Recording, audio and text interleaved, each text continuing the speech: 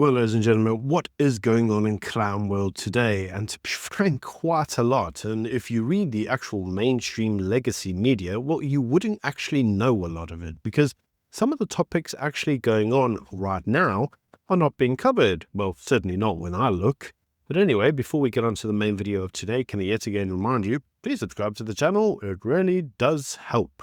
So let's actually get on to the main news stories of today, of which there's quite a few. You need to go through all of these to see a pattern emerging. So let's start off with the first one, and that is that the UN Human Rights Council has appointed Max du Plessis of South Africa to the Independent International Fact-Finding Mission on Iran. Now, this individual replaces a Mr. Ali of Pakistan on the panel and joins a chair from Bangladesh and another individual from Argentina on a three-man mission. So what is this mission about? Well, they are going to investigate alleged human rights violations in Iran, especially relating to the 2022 process, which sparked the killing of some individuals. Obviously, the actual human rights violations, the abuses that were suffered during the protest suggests that there was some form of repression of women, activists, and minorities. The usual stuff that goes on. So this individual that has been appointed to this fact-finding mission, well, who are they and what exactly are they going to do? Well, the panel is there to document and investigate human rights abuses in Iran, especially those tied to the pro-democracy protests and the death of these individuals, and any potential ongoing violations against women and minorities. So, the usual stuff. So who exactly is this individual who's been appointed? Well, this individual is actually a very interesting individual in that he is a respected constitutional and international law expert. He served as the legal advisor to the South African government in multiple ICJ matters, which include the Israeli genocide case. Now, his public records suggest a consistent position of siding against Western powers and Israel. So one has to ask the question, well, how biased is he actually going to be? Specifically, as the ANC has routinely condemned any form of Western sanctions on Iran, and Iran publicly praised Israel's ICJ case against Israel. So you will know that there is some kind of link between Iran and the ANC, with some sources accusing the Iran of funding or influencing South Africa's case and specifically providing legal support and financial incentives to the ANC. Now, there is no hard evidence of that, but the allegations remain, I suppose, plausible. And at this point in time, they are allegations. So we have to look at this and say, okay, well, what exactly does this mean for South Africa? Well, if you notice that yesterday another thing happened, and that was the Trump administration sanctioned the U.S. Special Reporter on Palestinian territories. Now, the basis of the sanction was for the bias and malicious activities of the individual, which included labeling Israel's actions in Gaza as genocide and urging an arms embargo. Now, the U.S. claims that this specific individual, a Francesca, has lobbied the ICC to probe Israel and potentially America, its officials and companies calling her actions, well, unacceptable. So these sanctions that were imposed include visa bans and asset freezes underneath a Trump-era sanctions regime. And these sanctions were announced by Secretary of State Marco Rubio, who described them as a continuation of Trump's policy aimed at U.S. officials he accuses of anti-Semitism and sympathy for terrorism. And this has all been done as part of the Executive Order 14188, which was introduced on the 29th of January 2025, where Trump said that he was aiming at potential anti-Semitism. So very, very important to note, because if Trump could go after individuals within the UN who are specifically targeting America and Israel, well, what do you think that's going to do to South Africa? Now, we already know that there are issues with South Africa, and those issues obviously relate to South Africa's broader support of, well, Islamists. And we know that as a result of this, well, the Trump administration has already introduced a draft legislation to tackle the anti-Semitism of the South African state. And we also know that there is this trade war occurring because of, obviously, the whole BRIC summit, that's the extra 10%, and obviously the anti-Western position of, South Africa. So one has to look at this and say, what is the potential impact? And to be frank, the potential impact is actually really negative for South Africa as a whole. Which means let's move on to the second news story, and this is obviously the 30% tariffs. Now, there are some individuals in the actual comment section that says it's not 30%, it's 40% because I heard from so-and-so. I don't care who you heard it from. I have to take the news from authentic sources, such as the legacy media, because I can't use other fellow content creators as credible sources because they're not aligned to a media house. So if I'm held accountable for it legally, I can't actually say, so-and-so said it, so therefore it must be true. Now, the actual aligning of the tariffs as of today is 30%, plus a potential 10% to countries that are anti-Western or anti-American. Will this apply to South Africa? We don't know, but Trump's big, beautiful letter, which informed us of the tariffs, says 30%. So please avoid the fact-checking in the comments section. Now, this 30% tariff is due to include citrus, wine, soybean, sugarcane, beef, vehicles, auto parts, steel, aluminium, minerals, and more. Now, it's important to recognize that many of these things are currently governed underneath AGOA. Now, for those of you going, so-and-so says AGOA is dead. AGOA is not dead. It is still firmly in place, but the benefits of it are being overridden by the potential tariffs due to kick in on the 1st of August. Unless a new trade deal can be struck, which at the time of recording, it's the 10th of July, I don't see that happening. I don't think we have enough time. These agreements take an incredible amount of time to negotiate, so I don't see that. In any case, let's actually consider what the potential impacts of that could be. Well, first of all, the total export exposure is estimated at $377 billion, and this is based on 2024 trade with the US. All of which are now at risk if no deal is reached. And as I said, I don't think one will be. Now, 6% of exports to the US are actually from the citrus sector. That's about 35,000 jobs, all vulnerable in small towns across the country, which, as you can imagine, is probably going to devastate many small town economies. Now, in terms of automotives, we're actually looking at potentially 35 billion rands worth, including BMW, Ford, Mercedes, Nissan, and Toyota. All of those parts exports potentially to be affected by these tariffs. So what does that actually mean? Well, what it's actually meant is that the US to dollar rate has actually dropped by about 1%. It has rebounded slightly ahead of potential negotiations in typical fashion. The market's trying to be optimistic.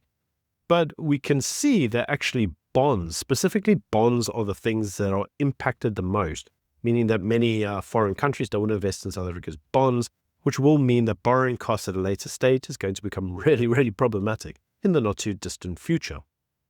Now, as I said, it's important to understand that AGOA is still in place, but effectively the benefits are being nulled by the tariffs.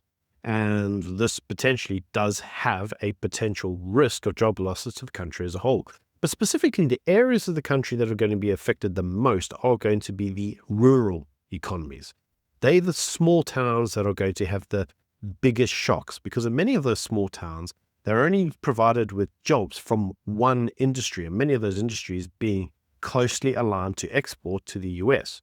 So when you remove that, the local manufacturing incentives are going to have actually a huge blow. There's going to be no real incentive to have these small towns and industries there for whatever that local economy is. And so you can imagine that what we are going to see is an influx of people into the cities. And as they come into the cities looking for work, we all know what the inevitable consequence of that will be. Now, on the plus side, we can't all just look at this as negative. On the plus side, if you actually own a property in a city, property prices in the cities are actually seeing increases. And this is as many investors are anticipating many of these businesses having to relocate from the small towns to, the larger cities, or potentially just refocusing on domestic markets entirely, but actually from a city base.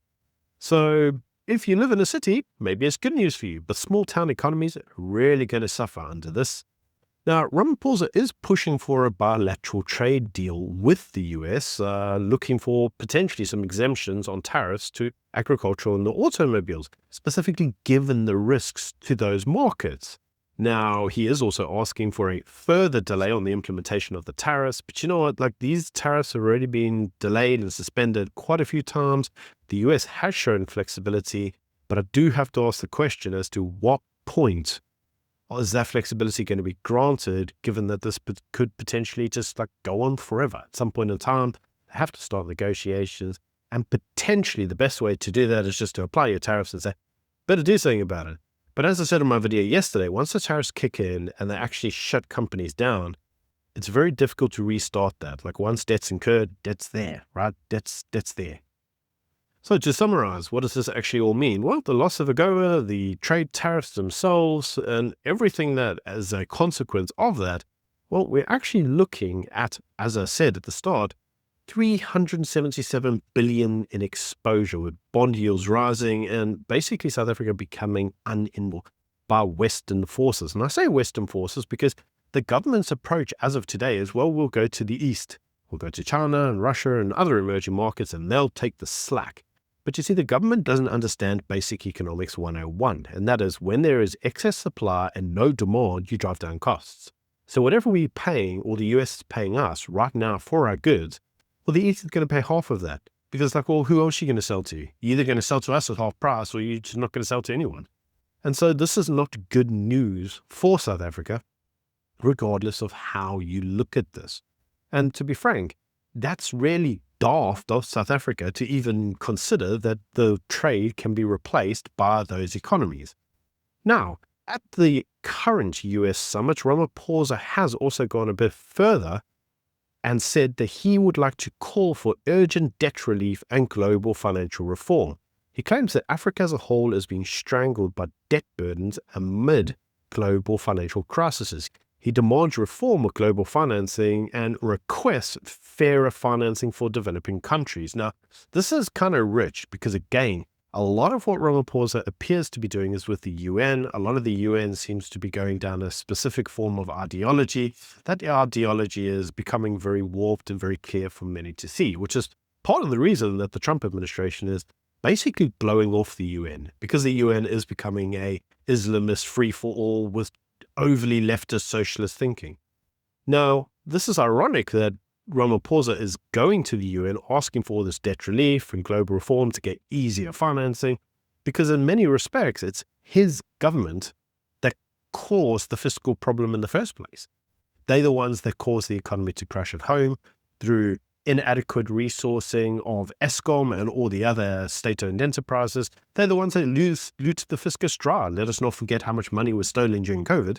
And all of this was done through loans. All of the financing that was given to South Africa to rebuild Eskom and all their CEOs and to sit there and give relief during COVID and so forth, all of those were loans from institutions abroad, which the ANC's own cadres looted dry. It's the government's own fault that our fiscal position is dire. And now that the government is having to look at it and go, well, actually, we can't deal with things fiscally. Well, their approach is to go through to the lenders and go, cut us a break, give us more money. I mean, the gall of it is just something else. Now, talking of the gall of it, the Minister of Health, Moron, has called for a scheme to avoid the next load-shedding sized crisis. And specifically, this actually relates to the infrastructure in terms of healthcare and the constant decline in the infrastructure in healthcare. Now, his concerns, according to him, is that he feels that there is an unclear funding mechanism in order to improve the government healthcare system. And we already know that he wants that via the whole NHR centralization of funds. And he's also highlighted that there is a mass exodus of doctors, which is leading to the collapse of the private sector. And it's very ironic that he's highlighting these because the mass exodus of doctors is being caused by NHI and the potential for NHI to collapse the system. And in the process of that, putting in place this government controlling system, he's collapsing the private sector through the exodus of the skill that everybody told him would leave and wouldn't stay to put up with government bullshit. And now he's going, oh, who knew that was going to happen?